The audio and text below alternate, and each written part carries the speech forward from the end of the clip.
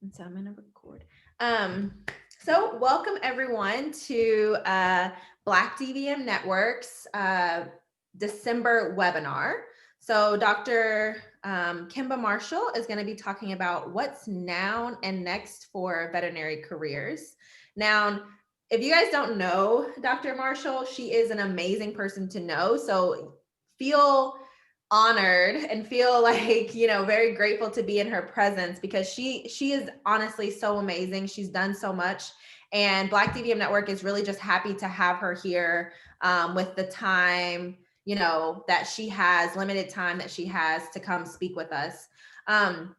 She graduated from the University of Florida in 1999, and then she did 1 year in private practice for an internship, and then a 3-year avian exotic animal residency at the University of Tennessee. So, you know, for all the exotic people out there, like, this is your gal right here. She also was in private practice in Dallas from 2003 to 2008. And then in 2008, she joined PetSmart's corporate headquarters to oversee quality standards for bird and small mammals that were sold inside PetSmart stores. From there, she was promoted to the Director of Pet Quality and Education. So she ran the entire quality assurance team of veterinarians and veterinary technicians. And that was from 2008 until 2016. After that, she went to Land O Lakes Purina as Manager of Veterinary Services for their 1,700 large animal research facility. And then in 2017, she was promoted to Director of Veterinary Services. And in that case, that veterinary services does wellness, so deworming, vaccines, and also assists researchers with nutritional studies. Then in 2020, so in this crazy year, she founded Marshall Recruiting Consortium, after watching the murder of George Floyd. And so she created this because she knew that we don't have a diverse profession. And she thinks that, you know, the lack of diversity is compounded in corporate vet med roles. So this consortium aims to change that by leveraging her relationships with corporations and relationships with diverse veterinary populations. So if you're looking for a corporate job, it sounds like, again, she's your gal. So warm welcome to Dr. Kemba Marshall. Thank you so much for being here. We're going to jump right in. She has a few slides for us, but she will be taking questions and answering questions. So please think of the questions that you have while you have her here and ask those questions. Don't be shy after she's finished with her short presentation. Yes, please. And thank you, Tiara. It's really, really great to be with you all. I am definitely looking forward to this. As Tiara said, I mean, let's be relaxed. Please feel free to ask me any questions that you have. And so now, guys, let's start with some group interaction. It's nice because it's enough of us that we can all go around and not talk over each other. So please feel free to come off mute, tell me what city you're in, or feel free to use the Zoom chat box. I just want to know where you guys are. I just want to see how everything's going. And I also need to do that. Yes. Hey, Dr. Marshall. Hey, hey. Long time no see. I know. Kennedy, you made it before COVID when we could actually do real stuff on the farm. So yeah. I know. Yeah. So now I'm back in Raleigh, and so I'm a first year at NC State. And Congrats. How are you doing so far? Good. We just finished with the first semester. We just wrapped it all up. So now I'm like, I think it's like 12.8% of it. There you go. Every percentage point matters. I have to stop and say hello to Tavia. I hope I'm saying that right. Hello, Ashley. It's really, really great to be with you all. Kennedy, are you guys done now because you got through Thanksgiving and then they sent you home? Is that what they did? So we had Thanksgiving and like we came back virtually. So we had our selectives, which are like it's like a course, but it's like a relaxing course. So it's like a 1-week course, like you can do illustrating, or I did farm calls, or you can do psychomotor, which is like preparing you for surgery. So all the kind of fun things after the semester. And now we just finished that up. Nice. Nice, nice. Yes. So everyone who's also watching our comments in the chat, Bridget, you're in the Bahamas. We should all be there with you because I am just outside of St. Louis, Missouri right now, and it is cold. It's that kind of cold where when I walk my dog in the morning, like he's stepping on the ice and the grass, and I'm like, oh, I don't like this part of the year. So thank you all. Thank you. Thank you. So as Tiara said, we're going to just have a really relaxed conversation. My professional career thus far, and also my baby, I'd love to talk to you guys about Marshall Recruiting Consortium. And we're going to do this right here, right now. And I'm hoping that we will continue our group dialogue. So as Tiara already told you guys, I have been, well, first I have to start with my mom and dad, right? So this gentleman that you see who's posing so attentively for this camera is holding me as a baby. And I don't know if you guys can see that my arm is right here in front of this cage. Inside of this cage is this blue fronted Amazon parrot who literally could have taken my hand off. But thankfully, I made it and we got our picture. In the middle, this gorgeous gal is my mother, who then and now was always fashion forward and knew enough to, have her denim hat matching her denim jumper. This picture is me in front of a sign that, yes, really and truly does say 1979. That was me graduating kindergarten. And about 24 months after that, this book that you see down here, written by C.S. Lewis, which is The Lion, the Witch, and the Wardrobe. I read that book when I was 8, told my parents at 8 that I was going to vet school. And I think now thinking back on it, a large part of why I was able to make that decision is that this gentleman in this white coat is Dr. Larry Wallace. This Cornerstone Animal Hospital was our vet clinic. So the first veterinarian that I ever laid eyes on was my veterinarian who was vaccinating our dogs and cats around the corner from our house. So I think that early exposure is just so powerful as young kids are trying to think about what they really want to do when they grow up. So as Tiara said, University of Florida was vet school. And I came out of Florida feeling really, really good about just my foundational medical knowledge, feeling kind of soft on the actual technical skills. So I did a 1-year rotating internship in a private practice because I also knew I wanted to have a lot of experience. And then from there, as Tiara said, I went to Tennessee. So after my residency, I literally went back to this very same hospital as a boarded avian specialist. And for the beginning, it was great. Making more money than I'd ever made in my life, already planning, okay, I'm gonna live like this and things are gonna be great.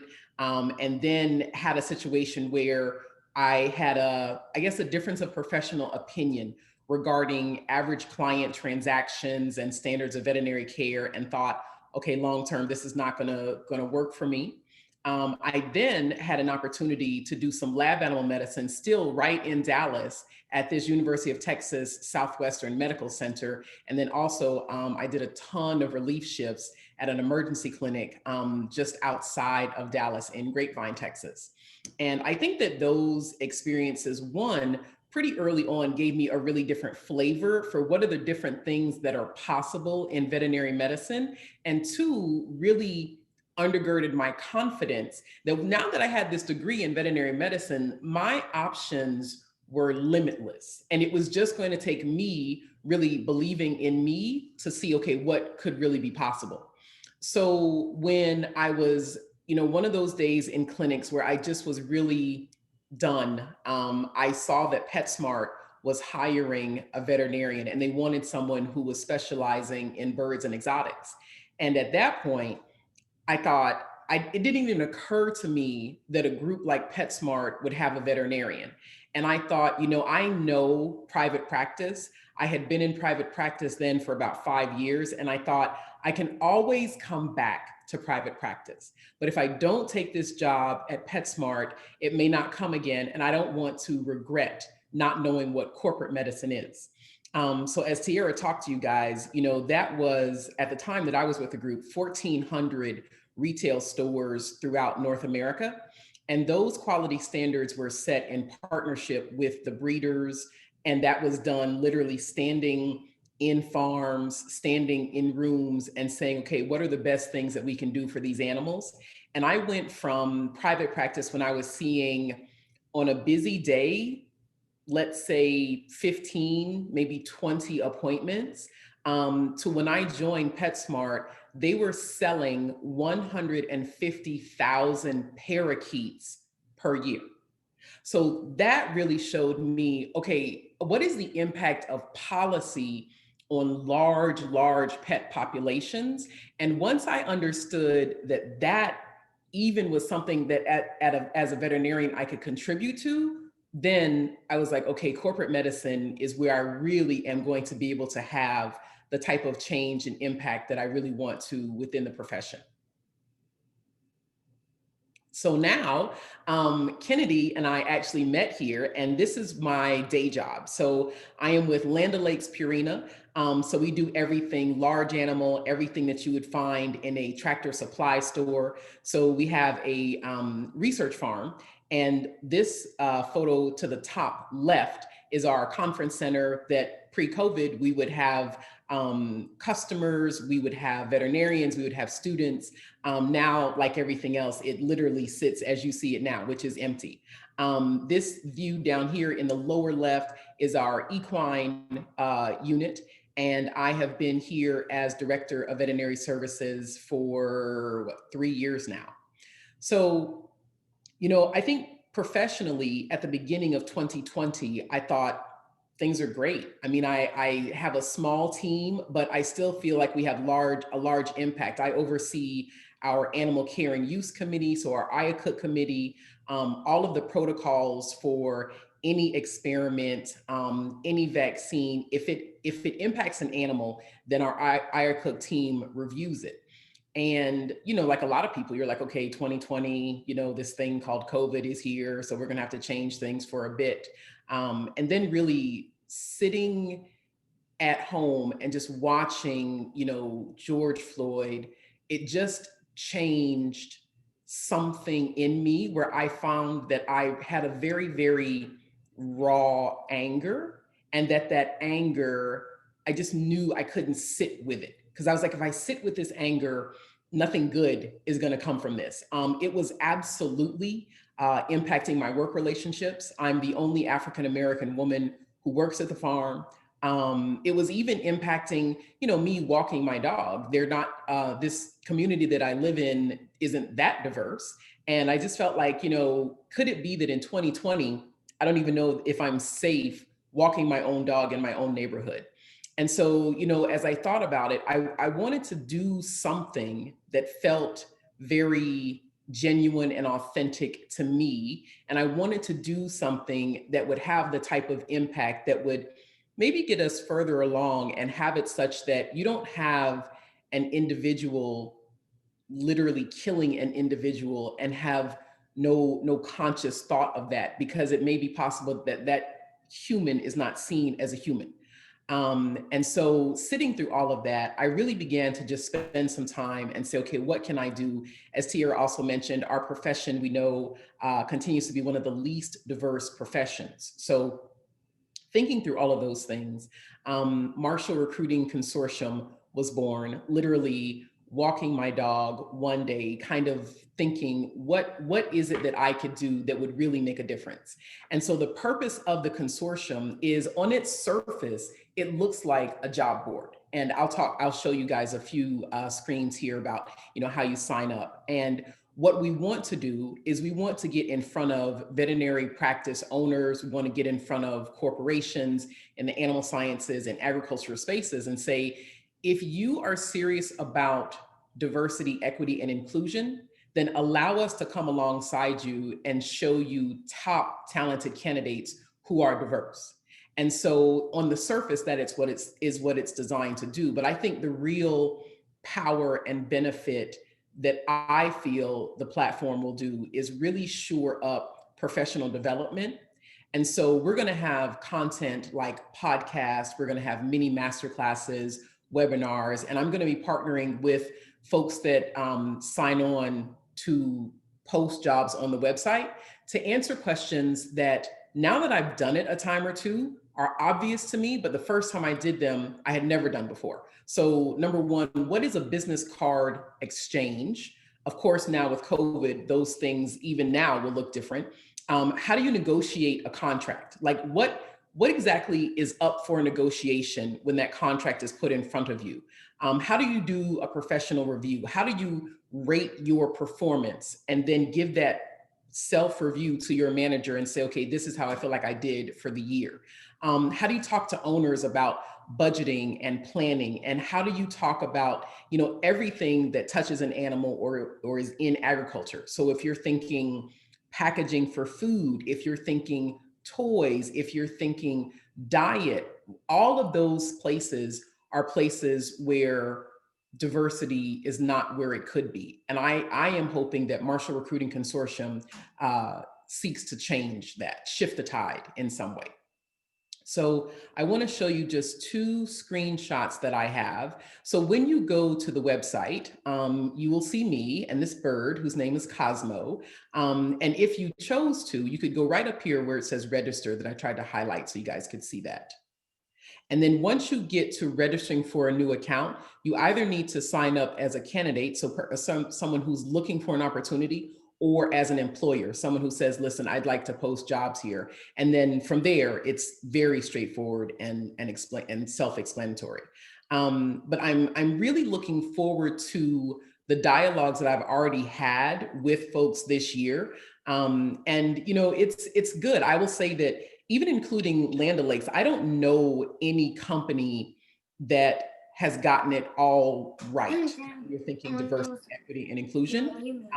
But I do think that a lot of companies sincerely do want to do better. So with that, let me, one, pause and ask if there are any questions. And then two, oh, yep, there we go. Let me go to the chat and make sure I didn't leave anyone out. Excellent. All right, Tiara, you can bring us back into gallery view and now we can just talk. Yeah, so if you want to stop sharing your screen, that will pop us back in. That's my job. Got it. That's my job. So questions for Dr. Marshall. She gave a short presentation on what her journey has been like, but she is open to any questions, maybe surrounding your interest. Absolutely. I had a question. When did you decide that you wanted to go into avian medicine? And then how did you go from board certified avian doctor to large animal at Purina? Great question. So in full disclosure, I have loved to travel since forever. And literally, I told myself in vet school, I want a job that will help me fund my travel. So I was under the impression that exotic parrots were coming still from exotic locations. So I was like, okay, if I focus on avian medicine, then I'm going to be flying to these actual natural habitats as an avian specialist. And none of that happened because when I got to PetSmart, now I'm a boarded avian specialist. And I'm like, okay, I'm not on the side where one individual is bringing their one pet to me. I am standing with the breeder who is supplying PetSmart with 50,000 birds. And I'm asking him, at what point are we going to be leaving the country to go to the breeding farms?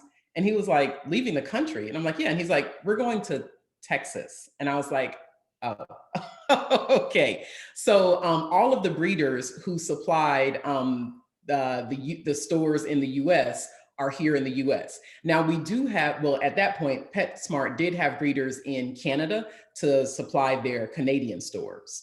And I will also tell you that when I came to Land O Lakes, during my interview, we were talking about a lot of poultry research. And at the time, they didn't have anyone with poultry experience. So in order to draw blood, they were doing heart sticks. And as you guys know, if you're going to do a heart stick, that's going to be done under anesthesia and it's a terminal procedure. And I asked them, why would you not just collect blood from the jugular vein? And they said, well, we don't know how to do that. And I was like, well, I know how to do that. And I literally think that is why I got the job with Land O Lakes. But your question is very astute because I touch very few chickens these days and spend most of my time with pigs and with cattle.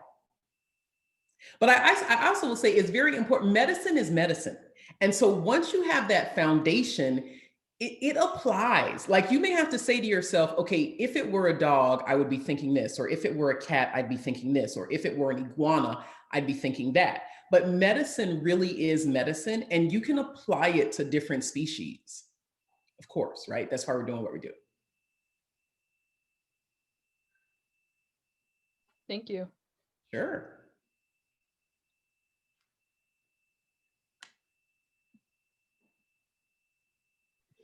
I have a question. So I'm applying for a small animal in rotating internship this upcoming cycle. And Okay. you stated you did VCA. So I'm also looking to do private practice for the same reasons you listed, high caseload, you know, just way more involved in lots of different cases. So I just was curious, how was your experience at VCA and did you like it? You know, everybody always hesitant about rotating internships, doing one, not doing one. So I'm just curious about your take on it. Yeah. So the practice that I chose, they had a boarded surgeon, they had boarded internist. That facility has a grooming facility, a kennel. So I intentionally chose that facility because of not only the expertise of the veterinarians, but the services that the clinic offered. And when I joined, it was not a VCA. So it became a VCA actually when I went back as a full-time associate. But I learned so much during my internship. I would not be the veterinarian I am today had I not done that internship. So it was that powerful and that impactful for me, because that's how you learn. That's where I learned how to do the hard stuff. Like when you present an estimate and you're saying this dog has parvo and it doesn't look good and we're going to be in isolation and here are the charges, that's not easy to do until you've done it a few times. And if you go to someone and say, hey, the surgery was routine, we weren't expecting anything, but under anesthesia, the animal passed away, you don't learn to do that until you've done it a few times. So for me, I would highly recommend a private practice internship. But I also, though, would not take a position until you've at least via Zoom or something talk to the doctors who are there to really understand how much you're going to be allowed to do. Perfect. Thank you. Sure. That's awesome.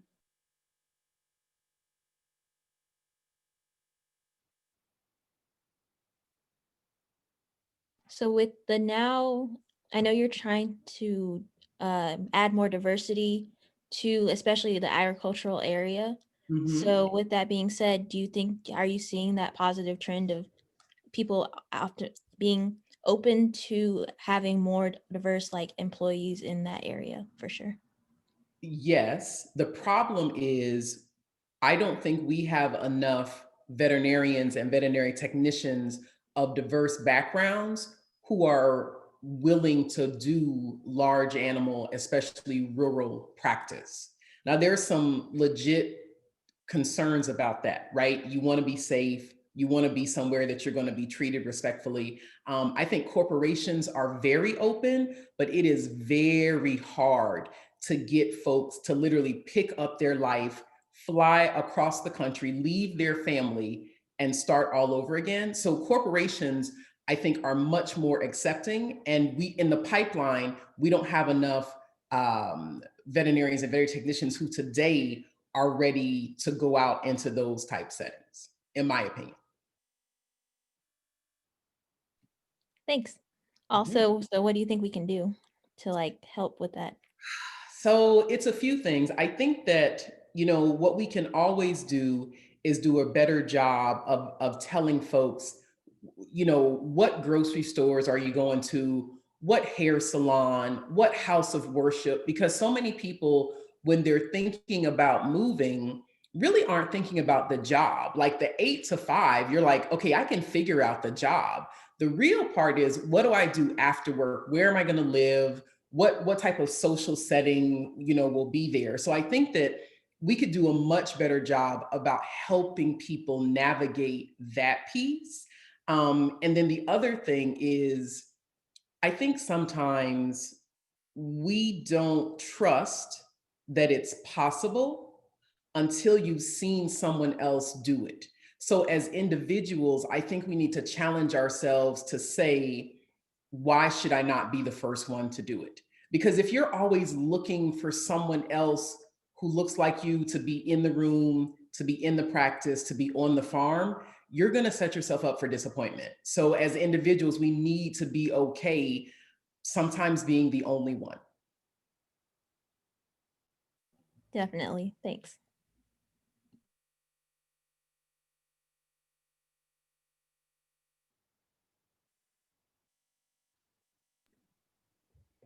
Other questions that you guys have for Dr. Marshall?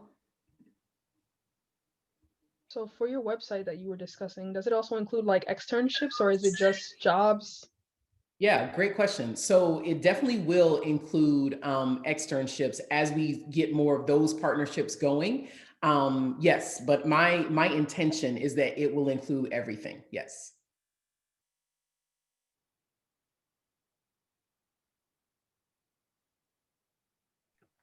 What's one thing that you know now that you wish you knew in vet school? You know what? I wish in vet school I had taken more business, finance, accounting classes. Because when you're hearing things like we talk about, what's your rate of return, be it in, it costs me the water bottle plus the printing, and then when I sell it, what's that rate of return? I wish I had paid more attention to business courses when I was in vet school. And I probably wish I would have asked myself if I wanted to get a master's in business administration and MBA at the same time while I was in vet school.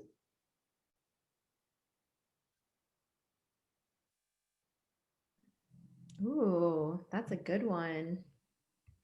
I don't even know, are vet schools offering a lot of business classes these days?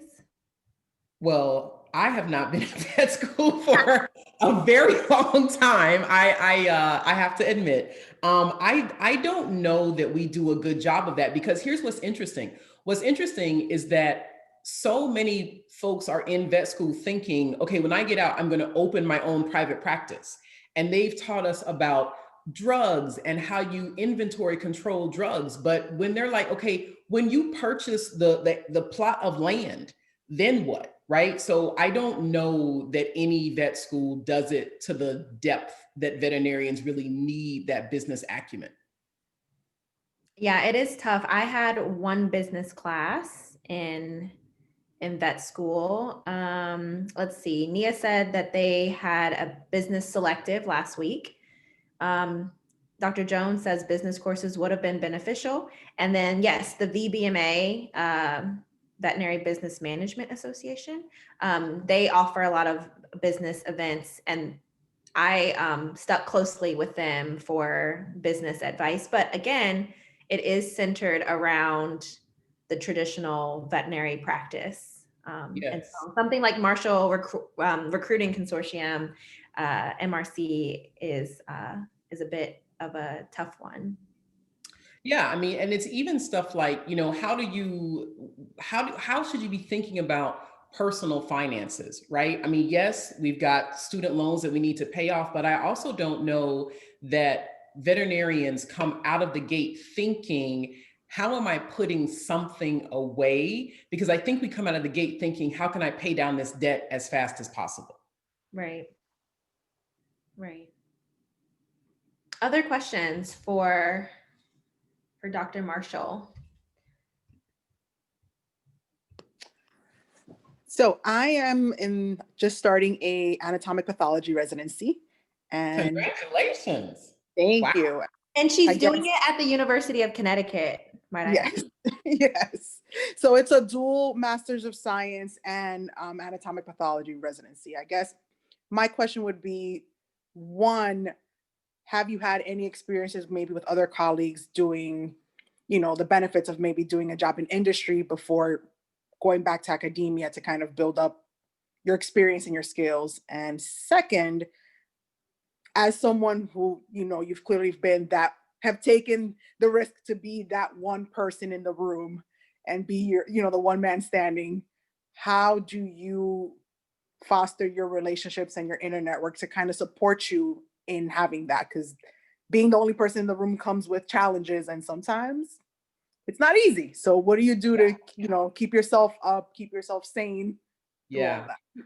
Yeah. Wow. Okay. Both really good questions. Okay. I think the first one, when you say the benefit of being in academia, then going into practice or vice versa, especially like if I'm thinking anatomic pathology, what you want to do is you want to see cases, like just, and when you're practicing anything, like the more cases, the better. So it's one thing to think, okay, what's the average number of cases that you're going to see at a university? If there's any freestanding diagnostic labs, any state labs, I think that information, that experience is going to be good. But I think with a lot of this, if you can start and get some peer-reviewed publications out there, just like anything, the more you can get your name out, then people are thinking about you, and then they're on LinkedIn or you've got a following that way. And I think that once your name recognition is out there, then how you navigate the experience, like the actual experience of your practice of veterinary medicine, or whatever the field is, I think is okay.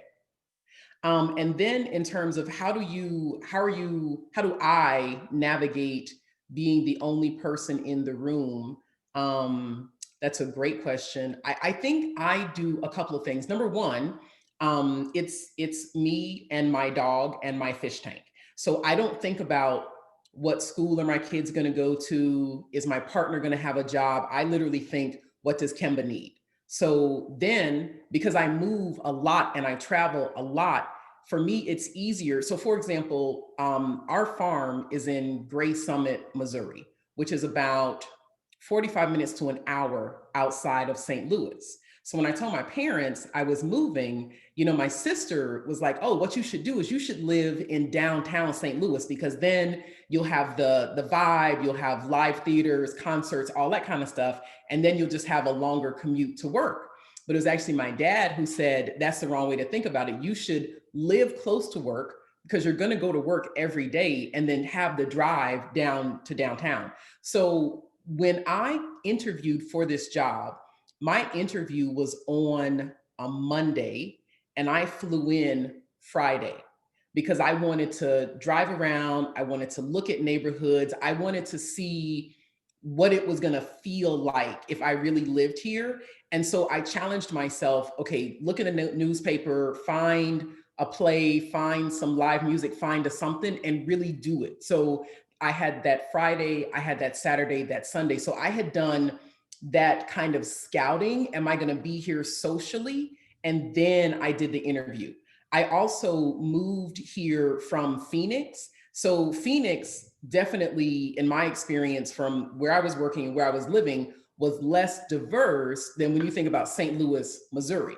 So for me, I'm just very intentional about, okay, in month one, you're gonna go to this many houses of worship. In month two, you're gonna go to this number of events. And I hold myself to doing what I do socially the way I do it professionally, right? Because I want to be very intentional and force myself to get out, because it's way too easy to just sit on the couch and say, oh, it's just going to be a Netflix weekend.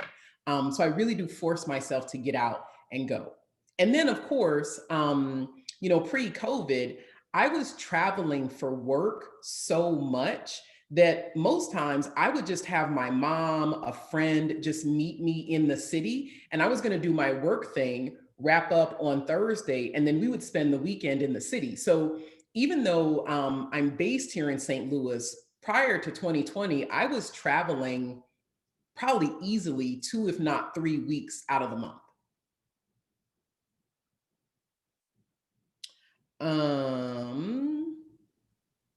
Okay, so Dr. Price, so do you Hey. see, Yeah, hey, I see this in the chat. yes. Yeah, so I guess I shouldn't talk about it. I should write about it. I'll reply to her because she can't hear me. Okay. Just realized. Also, hi Lynette, it's good to see you again or hear you again.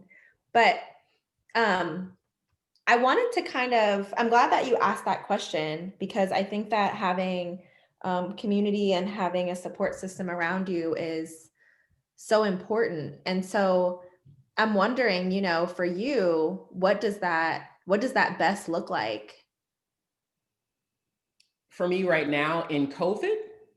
Yeah, or even for Lynette, like when she talks about having a support system, what are some of the things that you envision or that you desire in a support system? Are you looking for people to like just socialize with? Are you looking for people to talk about vet med with, like medicine type mentorship, or what does that look like for you?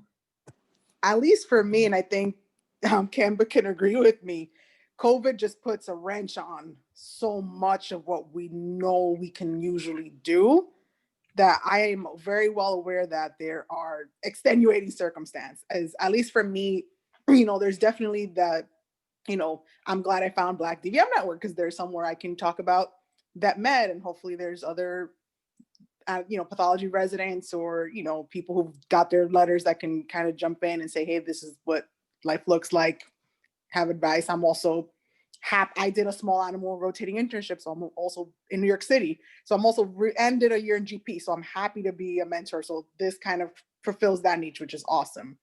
But definitely just socializing, like, hey, where does one get their nails done around here? Who's on, especially with COVID, a lot of the grad students aren't really on campus, so you don't really get like that, hey, I see that face recognition. So that's that for me. And that's really helpful to know. I mean, Black DVM Network, we are a very social group also. And so it's hard as a veterinarian to feel like you can gain something, right? Like we always feel like we have to give back and be that mentor. There are mentorship platforms for that, possibilities is here. But Black DVM Network is about giving and taking. And so we definitely want you to receive something from us, even if it's a friend. And I went to UConn, so I can tell you about all the things in stores and all the things that are not in stores that you have to go to Hartford for, such as good like jerk chicken. But yeah, we should, because you're not going to find that in stores. We should. No, ma'am. We should talk more for sure. And, a few months back, like Black DVM Network was hosting regular like community sessions and happy hour events that are super fun, but I just didn't know if people were getting burnt out on the computer screen. But if that's something that people are interested in, I love doing that and just talking about like whatever, just like, not always vet med stuff. So. Yeah. And the other thing, as you guys would not be shocked to hear, I'm a full-on extrovert. So just going up to strangers causes me no hesitation. I have gone up to people in grocery stores, at Lowe's, at Target, and just asked them, listen, do you live around here? Okay, where do you get your hair done? Because sometimes you just literally have to randomly walk up to someone and ask the question, and then that question can lead to more things that way.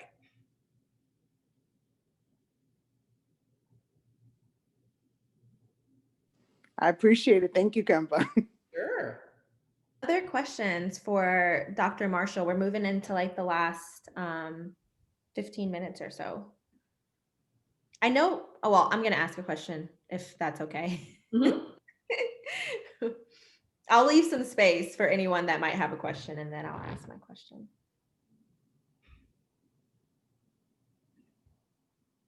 Okay, that seems like a good amount of time.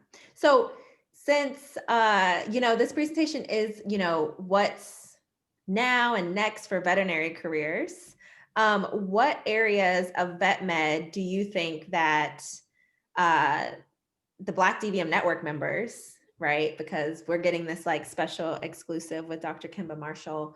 What what areas do you think that we should be watching out for? Like, where are those gaps that we could possibly fill, especially for people that are, you know, not exactly sure what they want to do?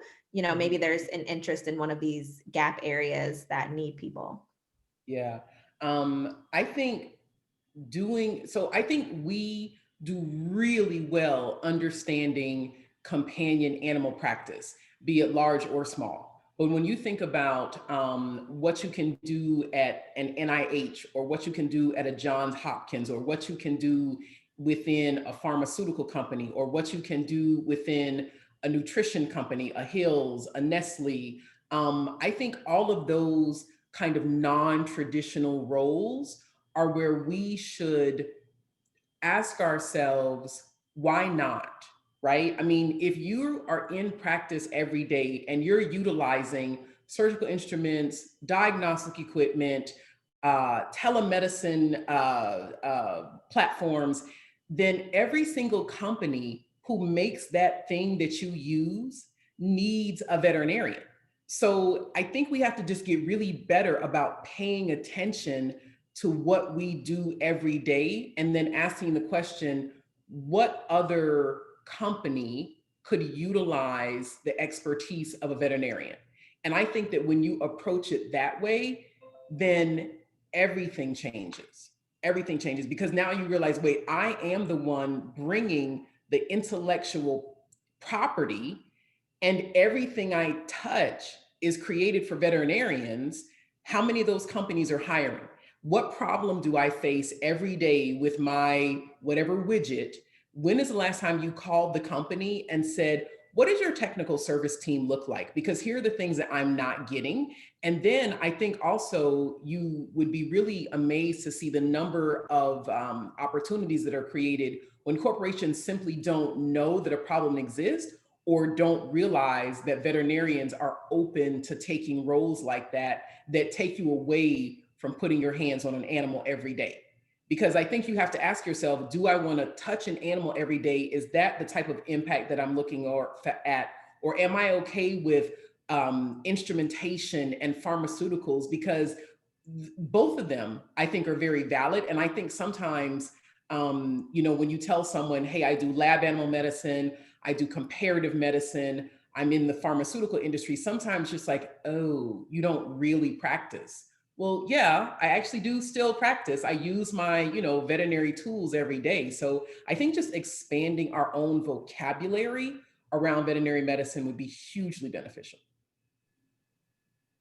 Thank you for answering that. And I wholeheartedly agree with that. I think that we have to recognize that our lives are going to change, right? And with that change, we might want a different career. Coming out of vet school, I think most people want their hands on an animal, but you know, thinking 30 years from now, how can I equip myself to be able to be sitting behind a desk and giving that advice, because maybe I don't need that hands-on experience anymore, or I'm transitioning out of that. It's really important to know what options you have in order to keep that, in order to keep a good quality of life. And I think that's where our well-being for veterinarians really starts to deteriorate, is when we think we're sucked into or locked into one job or position. And so knowing about all of those other jobs is super important. And I'm glad that we have people like you that are willing to talk about it. Sometimes I do get a sense that it's hard for me to break into the world of corporate medicine. It seems like a very small group of people, and they want their jobs, so they don't talk about their jobs. And, you know, it's just nice to see someone open up about the path and what's available to us. Yeah, yeah. And then, I mean, for me, veterinary medicine has been a lot of, I personally want to understand it in all of its manifestations. So when I've been in a role and I say to myself, okay, you've been here X number of time, you've mastered this role, then I'm proactively thinking, okay, what is next? Like now, what is not on my resume from an experience standpoint that I want to get that I don't have? So when I was at PetSmart, and this opportunity presented itself with Land O Lakes Purina, the first thing I said to myself is, you know, when I look at my resume, I don't have research and development. This is a research farm. I want to know what veterinary medicine on a research farm looks like when most of the people on that farm are PhDs who formulate diets, but all of the animals on that farm are under the care of a veterinarian. So it's also me being very intentional about my own career and my own resume.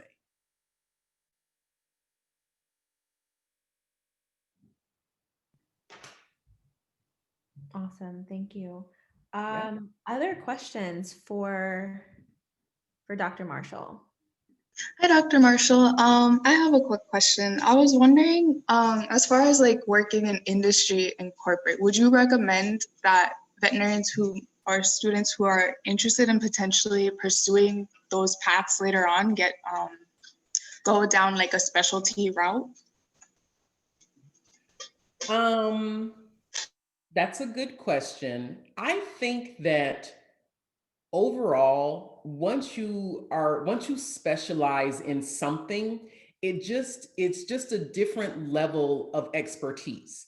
Now, for example, if I knew when I was in vet school that my dream job was Land O Lakes Purina, would I have gone to do an avian residency? Probably not, because I don't spend the majority of my time with birds. The majority of the sales of our products don't go towards pet birds. What's interesting now is with COVID and everyone at home with kids and wanting to really have more control, backyard poultry is exploding right now. So it's still there. It's just not my primary focus day in, day out. So I don't know that I would have chosen my specialty if I was saying I want to get into corporate medicine. What I would do if I was in vet school is I would spend some time with folks who come, or the beauty is when you're a student, you know, everyone wants to talk to you, right? So if you're talking to pharmaceutical reps, if you're talking to folks who are, you know, bringing dog food, shampoo, ear cleaner, whatever, talk to them and say, what is your day like? What are your challenges? What are things that you deal with day in, day out? And ask yourself, is that something that I would like to experience? And then I think as you really hone in on what it is that you want to experience, then if it's for you to be a boarded specialist, that's great. But that fulfillment is internal. And then you say, okay, now with this skill, how do I deploy it? Where can I go and still have good impact based on my specialized training? Thank you so much. Yeah.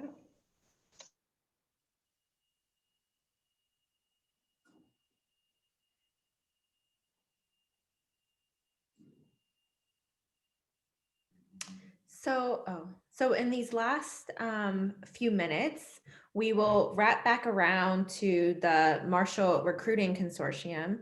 And I just wanted to ask, you know, a couple questions about that to see, you know, how Black DVM Network members could best benefit from Marshall Recruiting Consortium, and what that looks like for people who are seeking jobs or externships. Yeah, very fair. So what we're doing, this that I'm doing now, I'm also doing with corporations, with veterinary practice owners. And so the more job seekers who are there, then you know, it's kind of the chicken or the egg. Do you want the job seekers or do you want the employers there first? I chose to parallel path that. So if you're coming as a job seeker, there's zero cost to join. So I would say personally, I'm biased. Obviously, do join, do sign up, and then continue to check back. I mean, right now we're doing some stuff with some universities, so you'll see a few jobs on the website now, but there's more that's going to be coming. So I think Black DVM Network, the more job seekers that are on the platform, that will be mutually beneficial. And then as those corporations come on board, then you'll see more of that real professional development content. I personally don't want to do all of the professional development content because I do realize the strength of diverse experiences. So as that comes up, I think that'll be the real benefit for platform users, are the classes, the webinars, the tutorials, the practical nuts and bolts of how do you navigate these challenges. So for now, sign up, sign up, sign up. Awesome. Yes, please sign up. And everything's live. We can go sign up right now. Yes, Awesome. everything is live. That's perfect.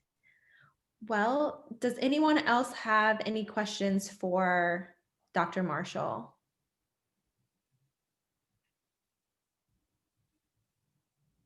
Do you have an email when we can get in contact with you, just in case we do have questions for you? I do. I will put it in the chat if I can type fast enough.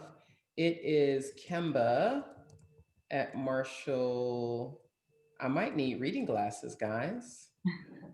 Consortium.com. There also is a contact us button on the webpage, and certainly I get all of those emails as well. So if you don't write that down, then if you're on the webpage and just hit contact us, I get those too. Thank you for sharing that. Yeah.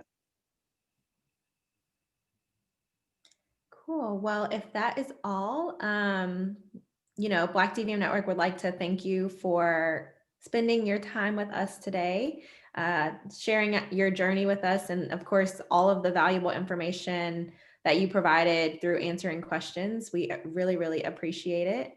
And hopefully there's more stuff in the future for Marshall Recruiting Consortium. Goodness gracious. I'm calling Mercy. Yes. Mercy. Okay, I need to say Mercy. Yeah, because if not, I'm going to have to start saying it 20 times.